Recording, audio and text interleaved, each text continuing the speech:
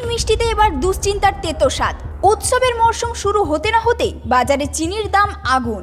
কেজিতে 42 টাকা থেকে বেড়ে পৌঁছেছে 62 টাকায়। দ্রুত বাড়ছে চিনির দাম, আর এই পরিস্থিতিতে মজুতদারি রুখতে কড়া পদক্ষেপ কেন্দ্রের।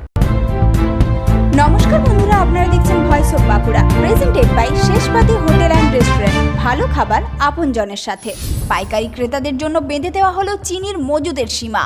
চিনির দাম বাড়তে থাকায় স্বাভাবিকভাবে উদ্বেগ বাড়ছে বাজারে, কারণ চিনি শুধু ঘরের রান্নাঘরে প্রয়োজনীয় সামগ্রী নয়, এর সঙ্গে সরাসরি জড়িয়ে রয়েছে মিষ্টি, বেকারি এবং একাধিক খাদ্যপণ্যের ব্যবসা। ফলে চিনির দাম বাড়লে তার প্রভাব পড়তে পারে একাধিক খাদ্য সামগ্রীর দামে।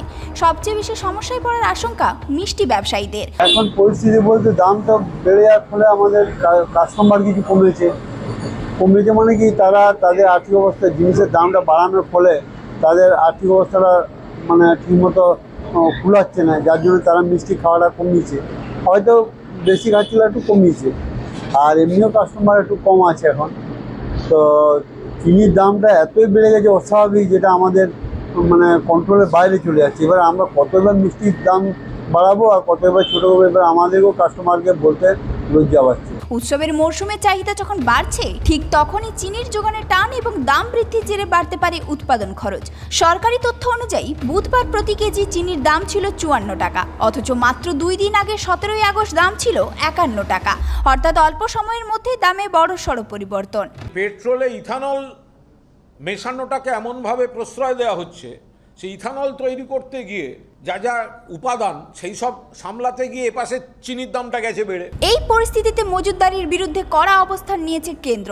বাজারে কৃত্রিম সংকট তৈরি করে যাতে কেউ অতিরিক্ত চিনি মজুত করতে না পারে, সেই লক্ষ্যেই পাইকারি ক্রেতাদের মজুতের ক্ষেত্রে সীমা বেঁধে দেওয়া হয়েছে। তবে প্রশ্ন উঠছে, আখ থেকে চিনি উৎপাদনের পরিবর্তে ইথানল তৈরিতে বেশি জোর দেওয়ার নীতিই কি বাজারে চিনির যোগানের টান তৈরির অন্যতম কারণ, নাকি এর পিছনে রয়েছে অন্য কোনো কারণ?